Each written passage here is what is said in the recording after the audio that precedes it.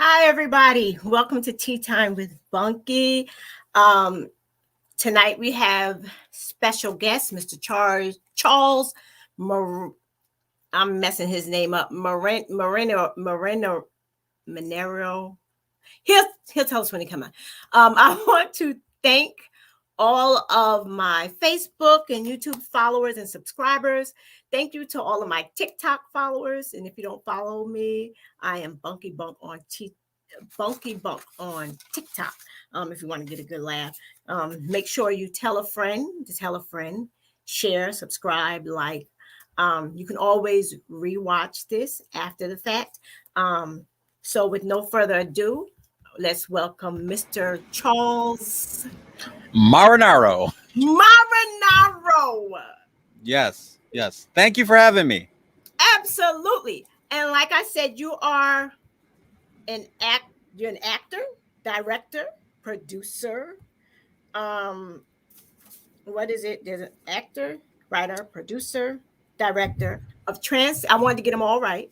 Of Transcending Pictures. Yes. And you're an author of Metamorphoses. Yes. You're the president of the Catskill International Film Festival. That is correct. You have a lot going on. So outside of what I just said, you want to tell the people a little bit, because I don't know about movies and things, but we're going to talk about your two movies. But tell the people a little bit about it, how they can get involved. Because honestly, I just started getting involved with you. I'm not even going to lie. So, okay, so I'll let you guys hear it. Well, basically, I am extremely passionate about the arts community, whether that's filmmaking, music, writing. I'm very passionate about that. So collectively, when you put all these passions together, film is the first thing that comes to mind.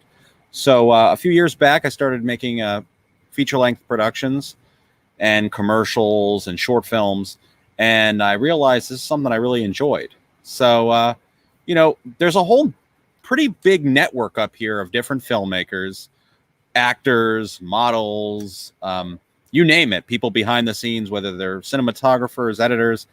So there's a big artistic community out here that really wants to get involved, and they're kind of passionate together about it. And that's when I started putting together a film festival, the Catskill International Film Festival, where we get submissions from all over the world. We have a lot of local productions as well that people might not know about that submit each year. We just finished our third year, which was virtual. We wanted to keep it safe during, this time of crisis and COVID. Mm-hmm. However, we are looking to the future to have not just a virtual event again, but an in-person event. So it's really something I love to do. I love being behind the camera. I love being in front of the camera. So when you say actor, I act in all my own films as well as other people's projects, but I love portraying other characters and, putting my shoes into other characters. We're going to talk about those characters. I forgot to mention, shout out to your podcast, Thursday Exchange. I'm sorry that it's the same time as Tea Time. And I've caught you a few times before Tea Time and after, in your syndication. So I apologize for that. Listen, fine. Okay, I said it's totally fine. Yeah. Because we're different things. We talk about different things. Mm-hmm. So, except for one guy that we had on that was mutual. But I went to your premiere, Oath to Injustice, right? Which is something, because you can't get me out on a Friday night. Well, you can't get me out anyway. I don't go anywhere. But I was like, no, because during COVID, I saw little snippets of the movie, right? And I'm like, I really want to see this thing, because it was about the policing, and I love all that stuff. But I want to know, how did you come? Because I'm not going to tell the movie, because you can't tell a movie. But there were so many twists and turns and plots, and how I love crime dramas, stuff like Sopranos. They just have the Saints of Newark that just came out on HBO, but the Sopranos was a big inspiration. Breaking Bad. I always love those kind of crime dramas where it shows like an evolution of a character.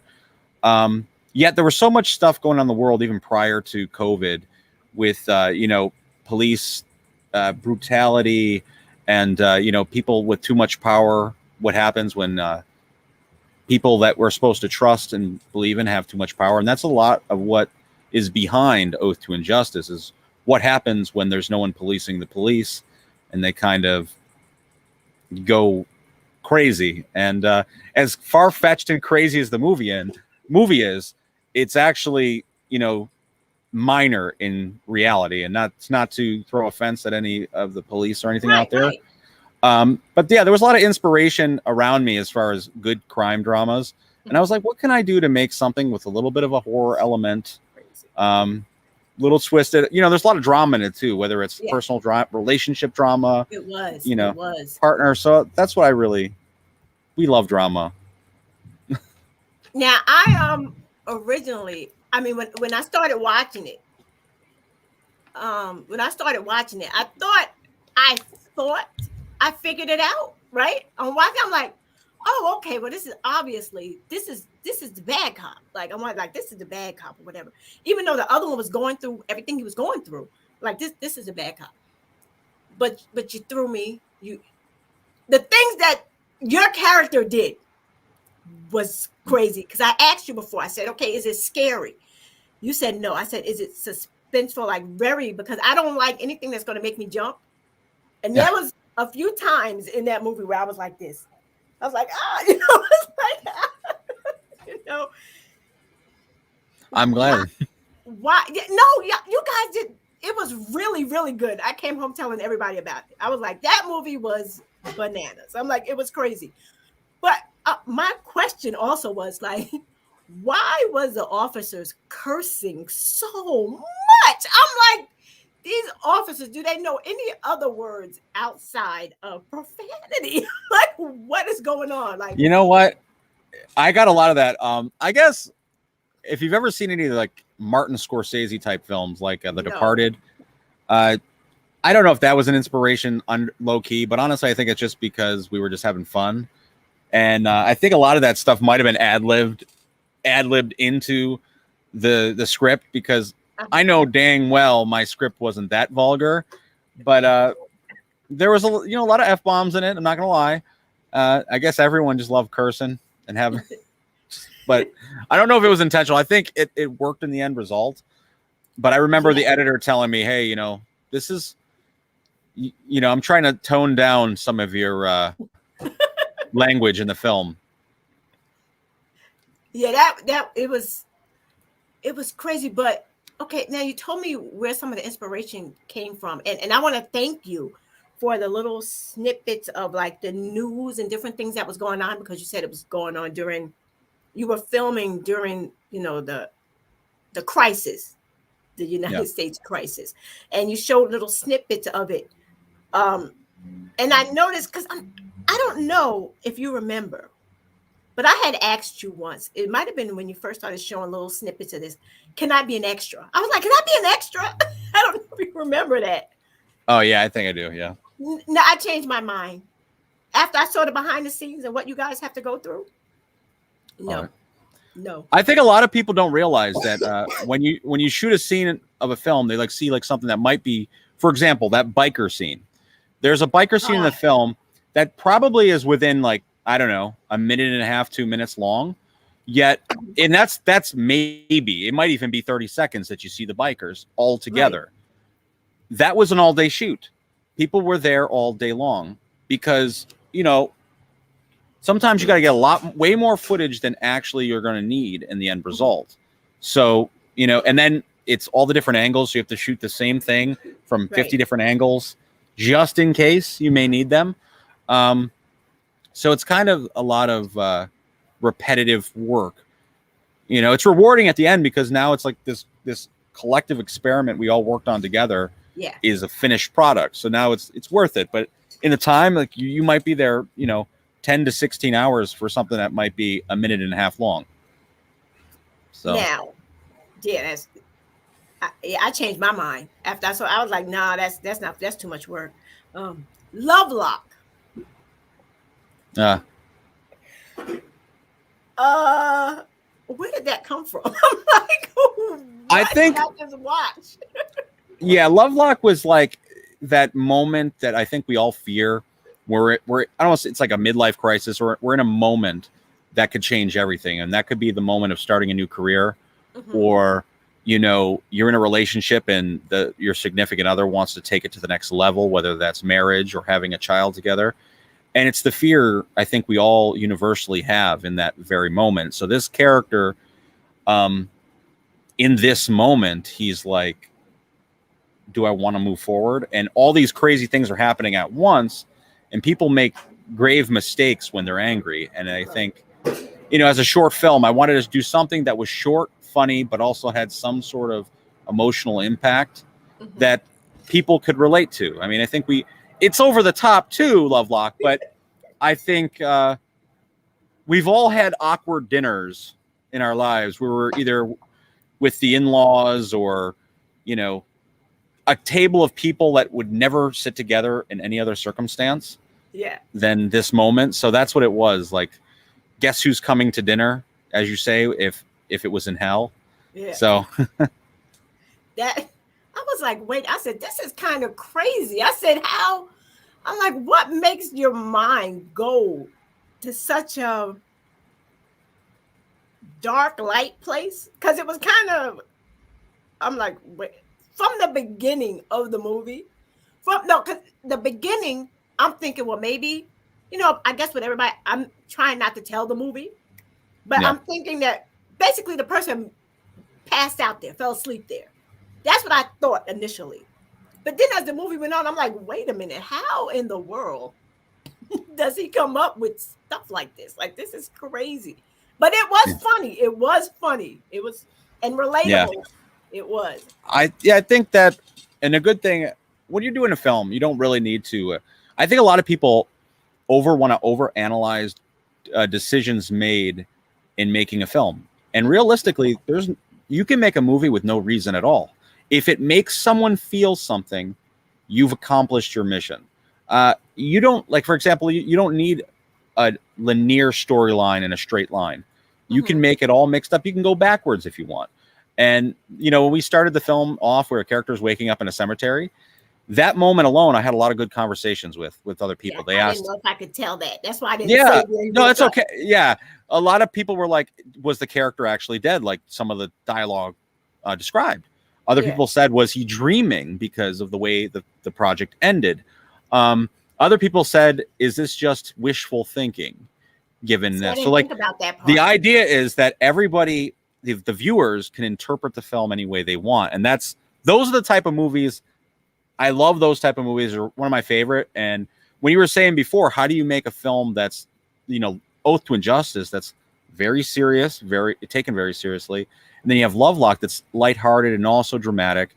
How do you make two different things? Well, I think I never want to be the director that you're going to say, Charles, he makes horror films and, he typecasts himself into a corner where he can only make an action movie. Or I want to, if it makes me feel something, and I'm a twisted, I like different things. I like different types of movies. So like you might see me do a sci-fi film next, which is one of my intentions, but that's what I think. Like whatever I'm feeling at the particular time is how I go on my writing process. Because that was another question I was going to ask you. Like, do you start when you're writing a movie or screenplay? Was it screenwrite? Yeah. Okay. Yeah, screenplay. Yeah. Do you start? I was going to ask, do you start at you normally don't start at the beginning, or do you start at the beginning, skip the middle, and go to the end, then work on the middle later? Like how does that work? You know what? It's all different. I think I surprise myself when I'm writing, and this is going to sound crazy to probably some of the people watching or in the future, but a lot of people like to know the beginning, middle, and end when they write something. And I do. Sometimes it happens, but a lot of times I have a concept of something I want to tell. And as I'm writing, I end up surprising myself. Like, for example, I'll start with characters having a dialogue, and then something happens to these characters. And then it kind of cannonballs from that moment. So these characters end up, and a lot of times in something like Oath to Injustice, I kind of had an idea where it was going, but it kind of went with the dialogue. Because at first, believe it or not, the characters Lindsay and Martin, the two detectives, which I played Detective Lindsay and the other one was Detective Martin. Originally, it was a female that played Detective Martin, and in the film, there was a romance between the two.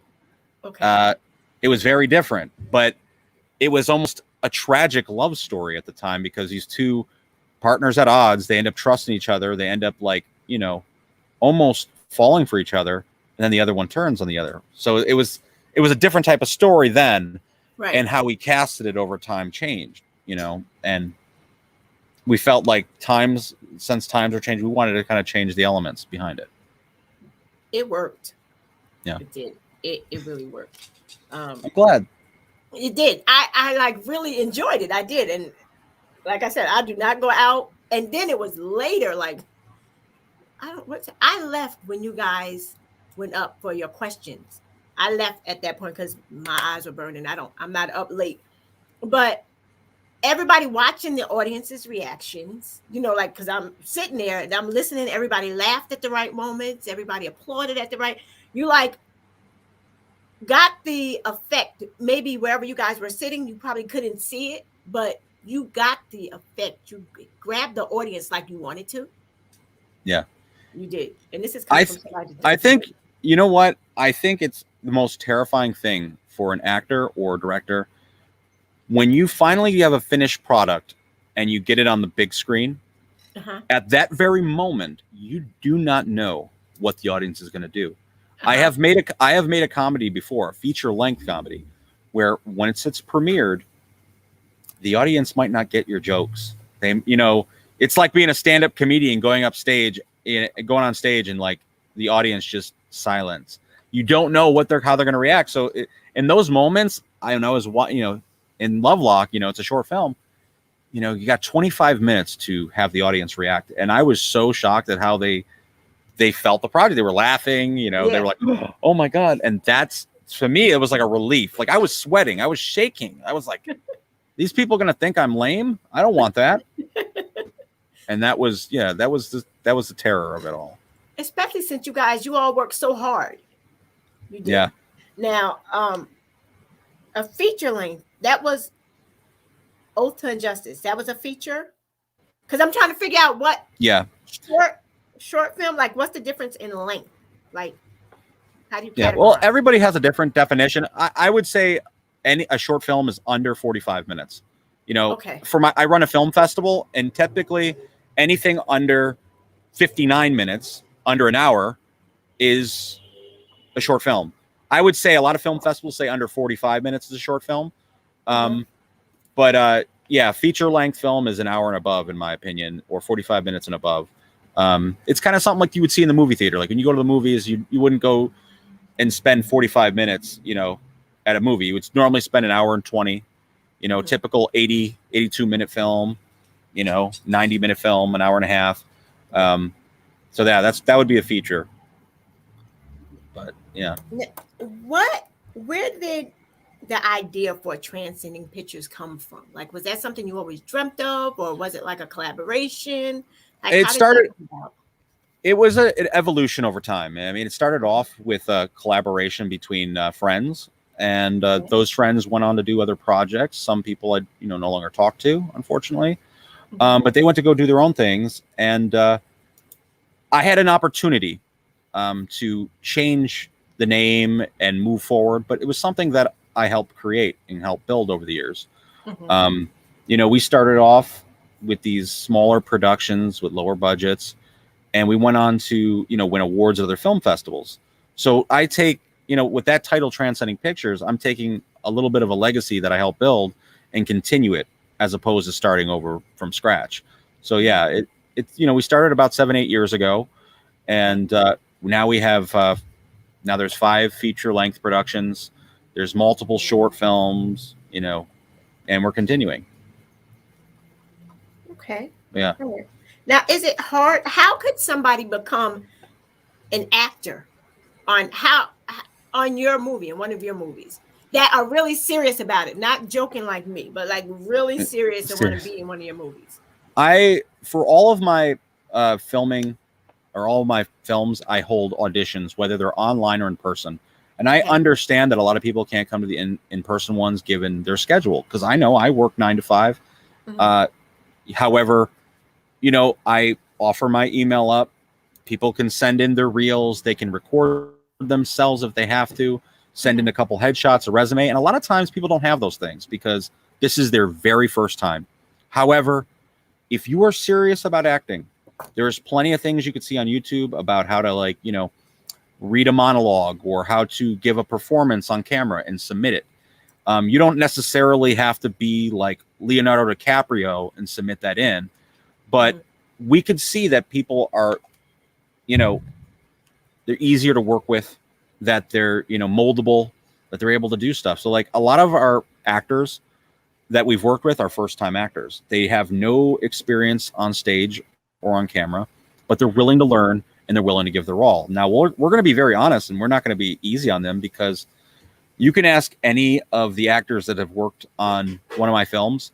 I'm not going to have you go on set and make an ass out of yourself, because not only are you going to embarrass yourself in front of the world and have a really horrible moment, but you're going to embarrass the whole production. So for the most part, we're going to make sure that you're going to have enough rehearsals to make sure that you get the job complete. And the editor will also work to edit out any mistakes if you have them. But you know what I'm saying? Like, we don't want you to have a bad memory, and we do want serious people, because there's a lot of people that don't realize the work that go into it. And A Yes. lot of times, sorry if I'm talking too much, but a lot of times, No, because I don't know, and that's yeah, a lot of times you'll have people that want to be a star or they want to be an actor. They want to do it until they get on set, they do their day, and they're like, man, that was a lot of work.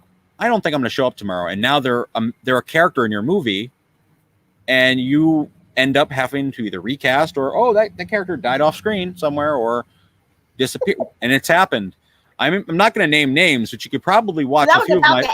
I was about to ask you that. Like, have people done that? Like, just not shown Oh up? yeah, or one of the things that happens is it's kind of like a dirty move that a lot of actors play, is they want the part so bad, so they'll say, listen, I'll do it. I will do it. I will kiss this person. I will be shirtless, whatever. And I don't ask craziness in my films. I really don't. You might get a little bloody or whatever. But I've had it happen in a film before. I mean, we hired a girl to be an escort in a film. Mm-hmm. If people don't know what an escort is, a high paid. She knew what she was auditioning for. She knew what she was auditioning for, and her audition tape was extremely risque.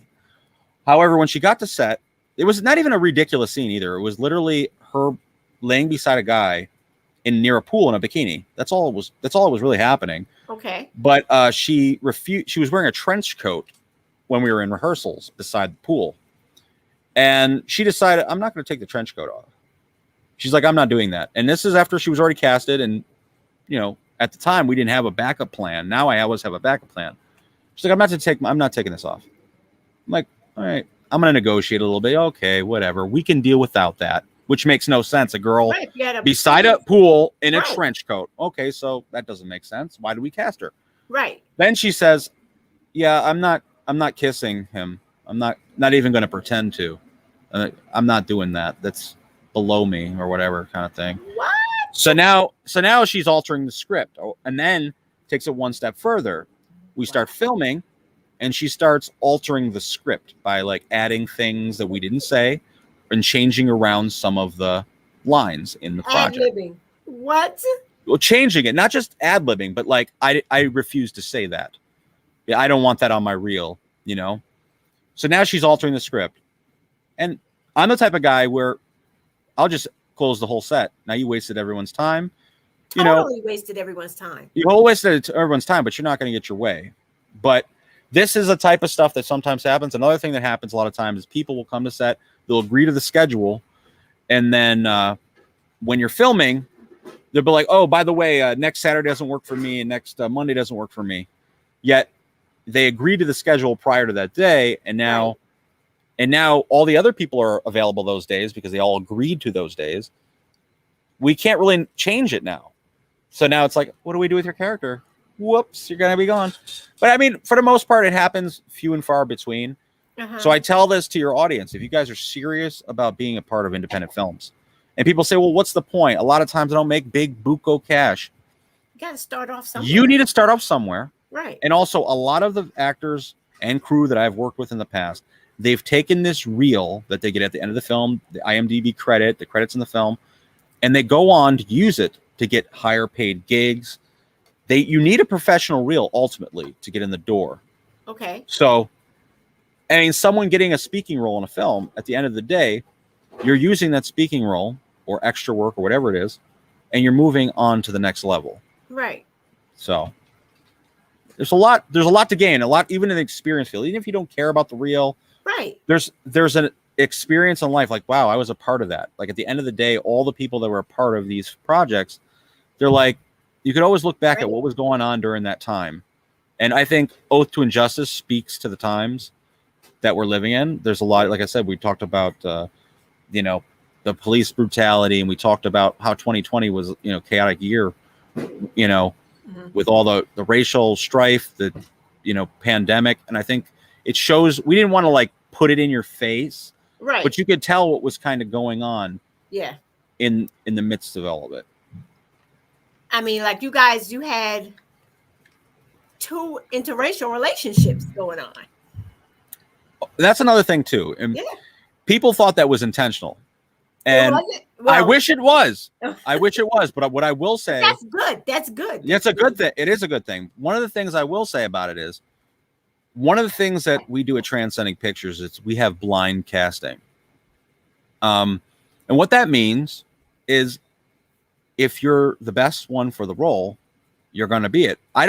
When I post, and people think I'm ridiculous, when you go on a lot of these sites on Facebook or casting networks, whatever, to find actors, well, what nationality is it? Is it white? Is it black? Are they Hispanic? I don't necessarily like to do that. If you audition for the part and you're the best for the role, I think it should be a colorblind thing. So there's some things that are a little peculiar about our film. For example, Benny's character, who plays Detective Martin, has a white sister. A lot of people says, why? Well, we don't. Well, in this world, she could have been an adopted sister. We don't know that. It's not explained in the film. He could have been adopted. But I think it's unnecessary. The thing that was necessary in the film is these two characters had a bond with one another. Right. And we don't know the whole backstory. We could have explained it, but we didn't. I mean, if it was a movie solely on racial relations, maybe we'd be a little bit more strict. But a movie like this, even Lovelock, I believe in a diverse cast, and I always have. And that's not just in front of the camera; that's behind the screen, behind the scenes. My assistant director of Oath to Injustice, was black, and I think a lot of it was also to the sensitivity issues with certain things that were happening. So it was kind of like we were like, "Should I do this?" And he was like, "Listen, if it works, you have to." Because one of the things about the characters in the film, there's a balancing act going on of moral delinquency, whether they're transforming powers. Like my character comes off very stern in the beginning, and my other partner comes off as kind of like not serious, whatever. And as time goes on, you realize that the moral compass of these characters is kind of changing hands. One is becoming a little more disgusting of a character, and the other one is becoming a little bit more noble. And I think it's very important to, like I said, going back, I know I'm going off the topic, but I think it's very important to have a very diverse cast, not just in front of the camera, but the crew as well. You learn a lot from each other. It's just a melting pot of different ideas and experiences, and it's just better. It even though it wasn't intentional, it was really good because it totally made you see that it was just all about relationships. Didn't matter what color you were or whatever. That was his sister. Yeah. That was her brother. And they loved each other at the end of the day. Your wife, you loved her. Like, it's like, it was just all, it didn't matter. So I enjoyed that. It was a bit much for me. Like all the other stuff really took away from that for me. I'm like, okay. Yeah, there was a lot in it. I know we had a lot of conversations about how we were going to do certain things. And like I said, the plot had changed so much from when I originally wrote it to, like, they say there's 3 different movies. There's the pre-production movie of how you write it. There's the one that you shoot. And then there's the one that you edit. So the one that I wrote had totally different casting, totally different ending. I wasn't even really in the film. I played the serial killer. I didn't play the detective. Like I said, there was a totally different, and then when we shot the film, there was all these other scenes and different ways it was. And then when you edit it, you want to make the best film. You want to edit out stuff that's unrealistic. You want to make some of the performances better or more concise. So you edit away things, or you might add a different take here and there. And that's how you really get a quality production. That's why a lot of times I don't think the writer and director should be the editor, because I think the editor helps kind of craft your vision into something. Now, some people might totally disagree, because editors in times might have an ultimate vision of the product and they might cut away what the director intended. But I think for myself, I think an editor is kind of like the person that is like, listen, you really want to do that? And they have to listen to the direction of the director, but they kind of keep you balanced in your approach of how to make a film and make it effective. Okay. It's like guidance in a way. Okay. Yeah. So that you don't make it all about you. Like, it's not all about they can help advance your vision. That's what I really mean, So to be in to move your movie, can people just movies down the road, do they have, because I don't know how that works, do they just have to wait for a casting, or could they like send you a video randomly and you like store it, or the like sky is the limit. The sky's the limit. The best thing to do is when we announce casting, which we normally do on Transcending Pictures on Facebook. okay.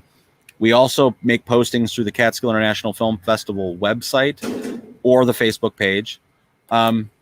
We do different announcements through there, but when we do a casting and we post up different characters or just a casting announcement for a month, we'll put like the types of characters we're looking for. We want someone to be a stern businessman who's all about the money or whatever, and sometimes we'll give like the scene or the lines.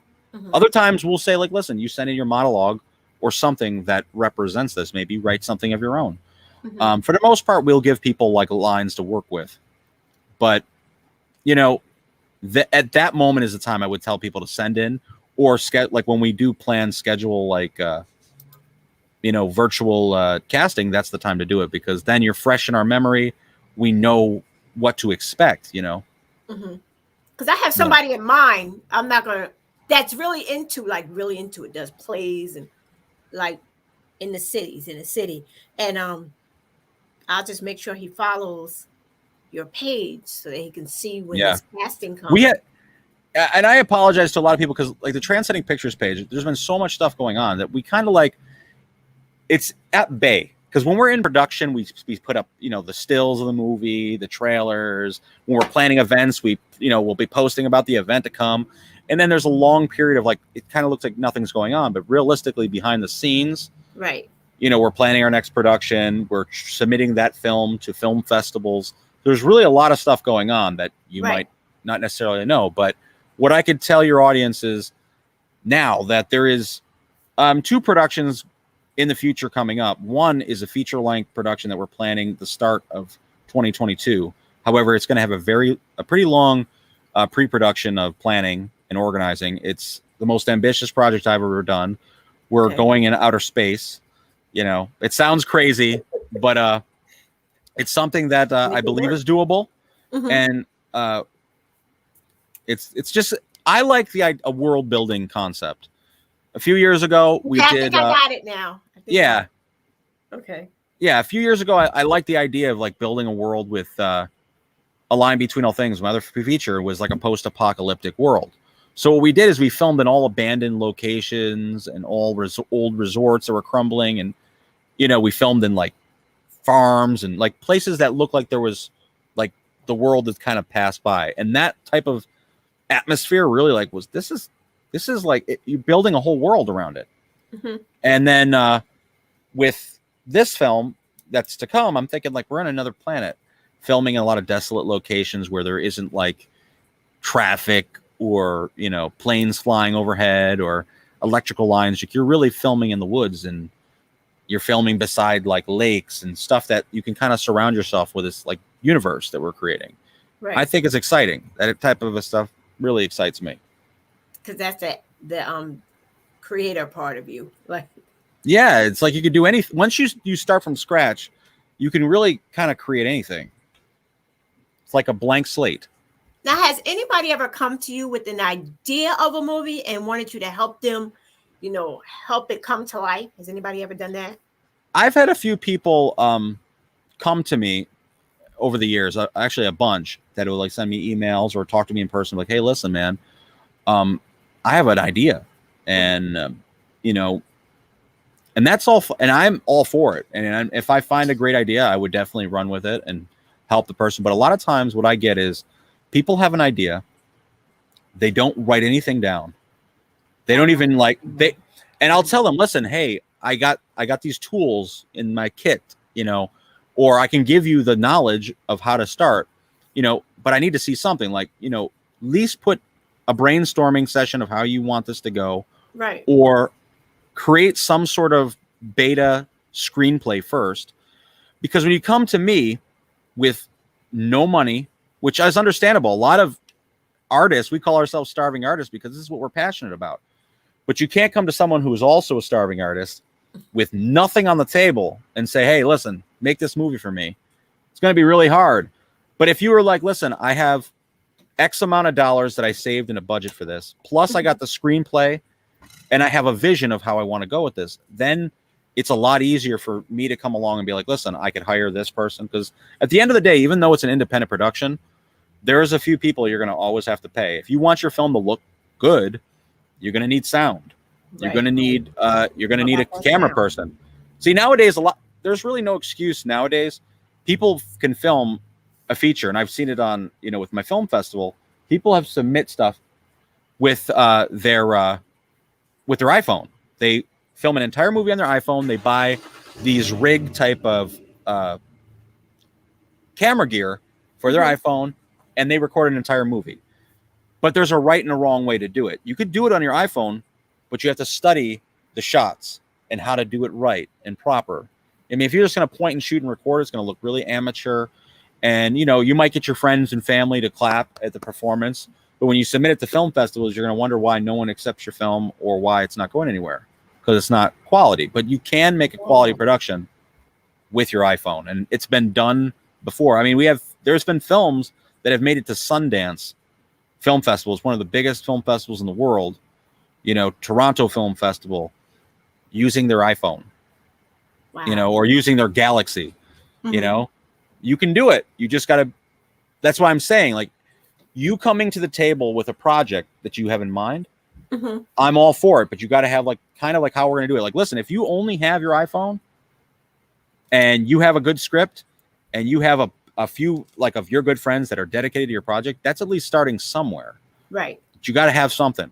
Right. I mean, you can't, if it's not written down or filmed, it doesn't exist, basically. And honestly, when you don't write down something, there's a basis of copyright, and that's this. You write your idea on a piece of paper.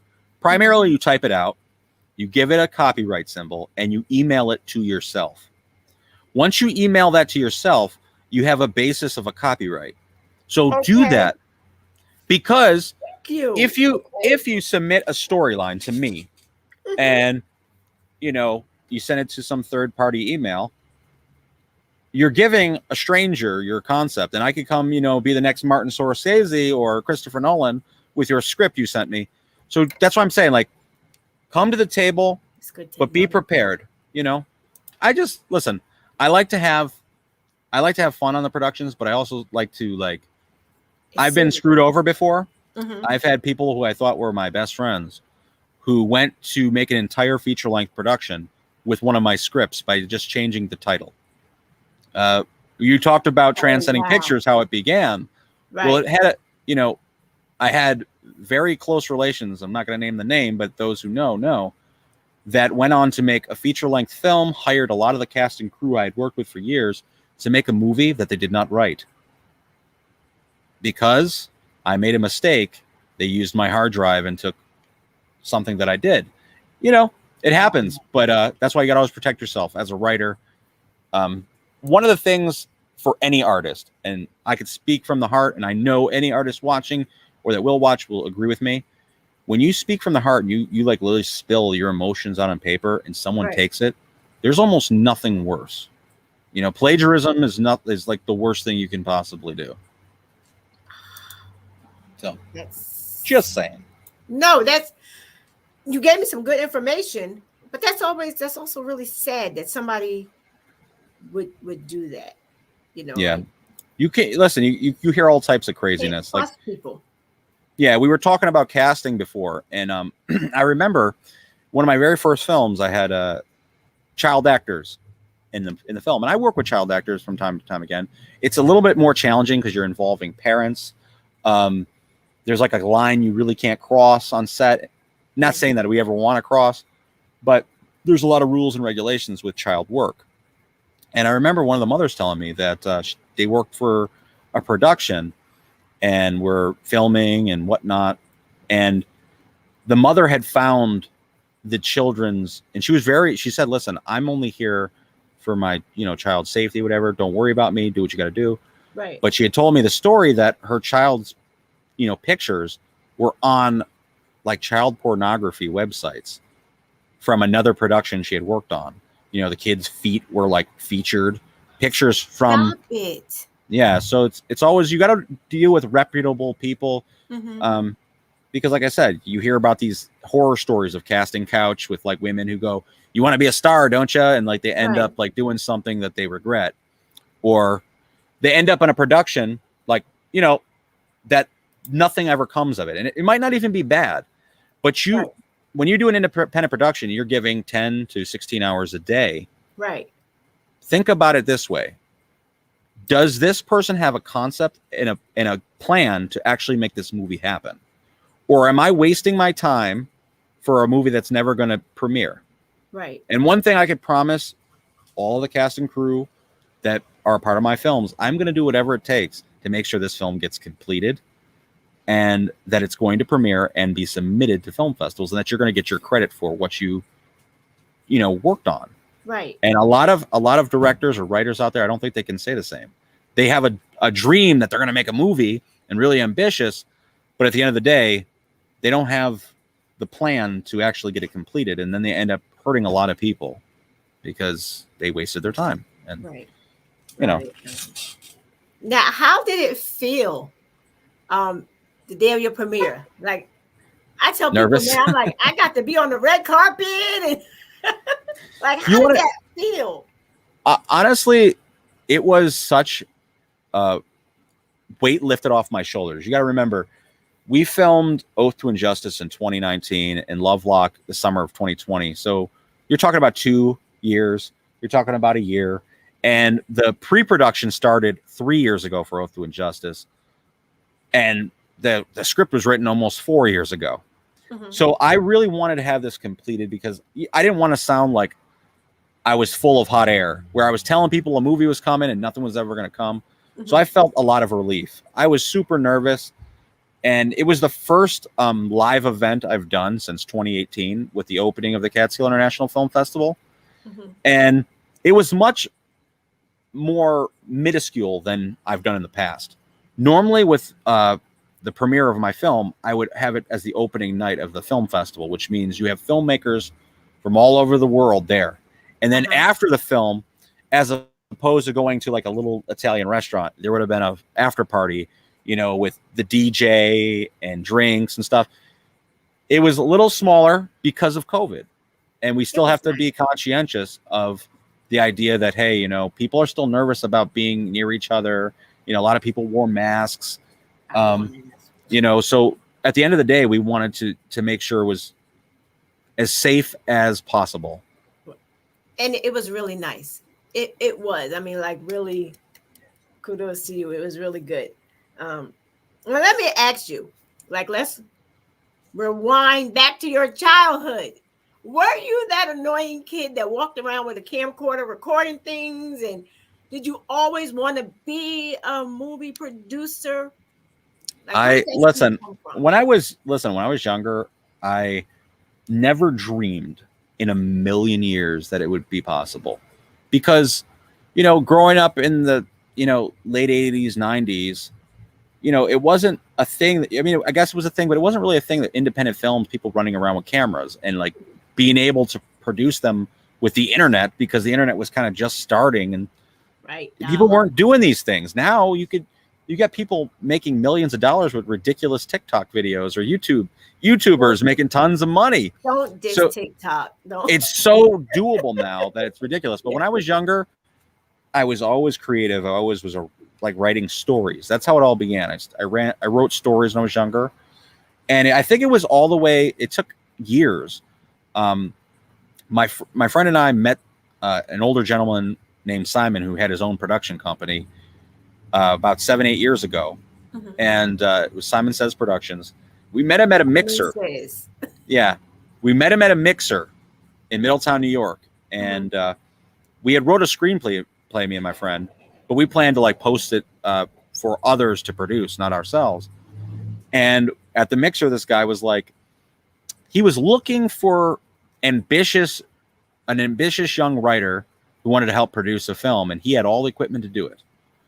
Okay. It was the right time and the right place. Right. Because we ended up sending the guy the script. He liked it. He liked, our ambition. and the rest was history. We went with it with the money in our pocket to feed the cast and crew and to buy the hard drives for the film.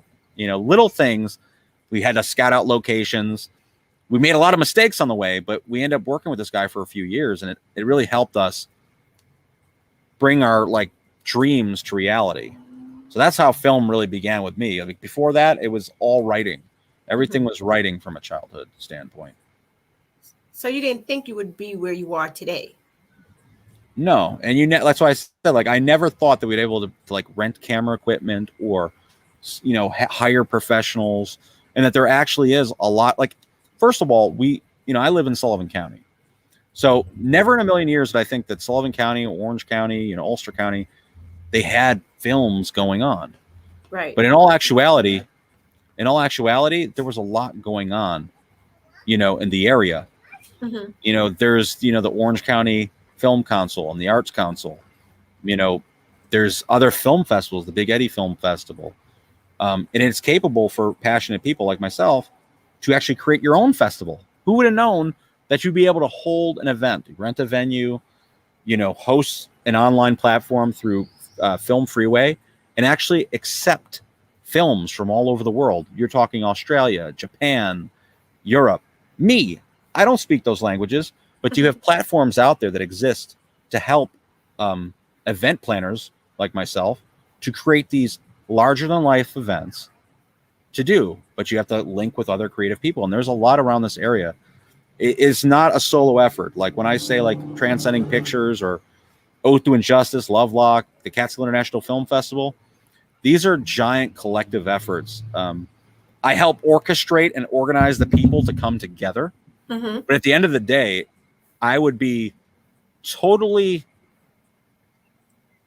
useless without help from others. So one thing I could tell you is if you're open-minded and you're easy to work with and you're a good negotiator and you're good with, a good people person, that filmmaking is for you and you'll be able to succeed in it. If you're a nasty person and you got no money, good luck. You ain't making movies, and maybe by yourself. You'll be the editor, the writer, the director. You got to work with people, and that's why I say a lot of independent films up here, they have failing moments because there is an ego that could come with being a director or someone in charge of something, and you can get an egomaniac type behavior. And I've seen it happen where people are like, "Who is this guy? I'm not getting paid to be on his movie. Why is he talking to me like this?" It's one thing to give constructive criticism. There's another when you're badgering people or thinking you're like, Jesus Christ on set. It's not going to work. Well, that's what anybody that does not know how to handle any sort of a title. That's like anything. They get on these power trips and really do the most. Whereas absolutely it is teamwork. You can't do any job, any profession, anything alone. You need somebody. And like you said, if you're a nasty person, you're not going to be successful in anything. I'm not going to go out here and say I'm listen, I'm a very passionate person. Anyone that's ever worked with me is going to say the same thing. Like, listen, man, he was tough today, or he was a jerk today. When you're balancing a lot of things and there's a lot of pressure, I've had to apologize myself, but at the same time, I'm really trying to get the best out of what we're doing. And, time is money, and people are, I don't want to waste anyone's time. I want to make sure all right, we got 8 hours to make this scene happen, or 10 hours, whatever we got. Because sometimes the locations are tough. A business might close down for 4 hours for you, and you got to film this whole thing, set up all the equipment, get everyone in costume or character in this couple hour window, and make sure that you're not wasting the business's time either. So I was wondering, pressure. I'm like, okay, some of those locations in Oath to Injustice, I'm like, wait a minute. How in the world did they get access to these places? How did they find that one, the end scene, that I'm like, first of all, it looks kind of dangerous. Don't they have to get some sort of passes or whatever to go in there? We filmed in this guy's property that we know.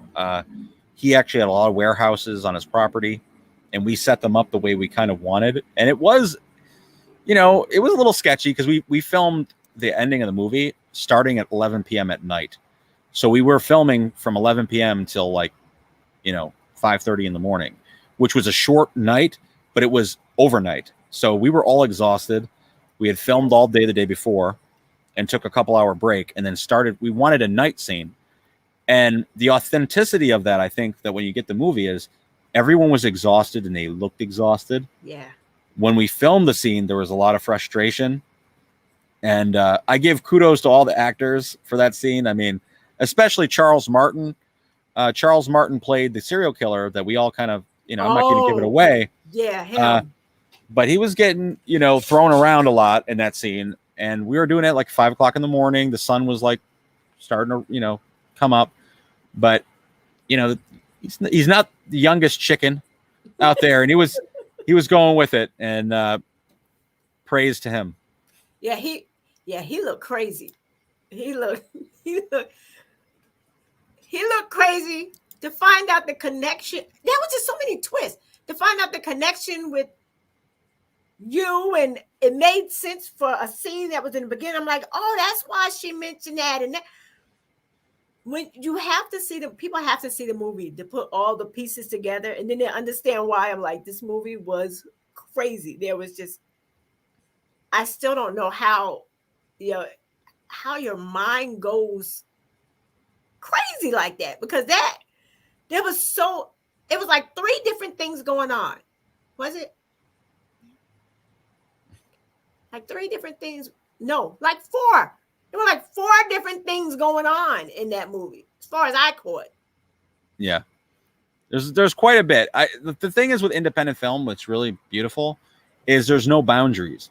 If you, like, a lot of times when you hear about studios, and nothing against them, they give you the money to make the movie, but they have a lot of rules and regulations of how things got to be. Oh, you don't want to offend this person, or, oh, this is too hardcore, or you said you dropped too many F-bombs, we're going to take that out. One thing about Oath to Injustice is we had no rules. Mm-hmm. All we knew is we're going to make this as kind of off the charts as we can, given our budget, and as many twists and turns as we can think of right now, and there's no one to stop us. And that's what I think. I think that's the beauty of art. Mm-hmm. You should be unstoppable when you're making it, whether that's music or poetry or writing, whatever you do, just don't let anyone censor you, because there's a few venues, believe it or not. I'm not going to name the names, but there was a few venues with the film festival and even with Oath that we tried to host the premiere at, and we were asked, well, what's the content? Is there a lot of cursing and extreme violence or blah, blah, blah? And right off the jump, I didn't want that. Listen, some of the most powerful films ever made are extreme. Yes. And you need that. It's important. Can you imagine them censoring 12 Years a Slave, or, Passion of the Christ, or movies that are really important? There's reasons. Yeah, there's reasons behind certain things, and it doesn't. Right. If you're not into those type of films, don't go. But for you to be a venue and say only this type of film is accessible here, I mean, if it's a children's venue, maybe, but other than that, no. For a private event, that shouldn't be even asked. You're right. So now we have 1 minute. Wow. You can go a little over. Tell everybody what you want them to know. How can they reach out to you? Or well, I want to first and foremost thank you for having me on. This was a blast. I'm sorry if I talked too much. No, you didn't. But if you guys are interested in getting involved in films, even before we, post the casting or everything, we are looking for everything. Whether you're an actor, actress, you want to get your foot in the door, you want to be a part of the crew. Okay, you don't know anything about crew, but you want to learn. Okay, you got a cell phone. Okay, and you want to help take pictures. You want to, help the cameraman or whatever it is. We're looking for everything for the next production. It is going to be the biggest production I've ever done, like I said before. So Marino, it's my last name, films @gmail.com. you could reach out to me there and say, hey, listen, I want to be involved in your next production. And listen, we're not the type of crew to be like, no, we have enough. For the most part, if you are driven, motivated, and you're professional, we want you involved. I mean, we have fun, we slack off just like everybody else. But if this is like you're an ambitious person, we want you on board. If you're coming there just and not taking anything seriously, you think it's a joke, that's a different story. But so that's the way you could reach out to me. You could always follow us on Transcending Pictures on Facebook or the Catskill International Film Festival.com if you're interested in the film stuff. There's many ways to reach out, but I thought this was fun. I'll post it. I will post all that. I thought it was great. I was excited. Because I've never had this kind of conversation before. And that's what Tea Time with Bunk is about, having conversations. Absolutely. So with that, we're going to end this. So you enjoy the rest of your weekend. And thank you for taking the time out to still be a part of Tea Time. Thank you so much. All of his people, thank you so much for tuning in. Share it. Now I'm getting shares from the film industry, so thank you all. You all have a wonderful night and be safe. Thank you. You're welcome. Bye-bye.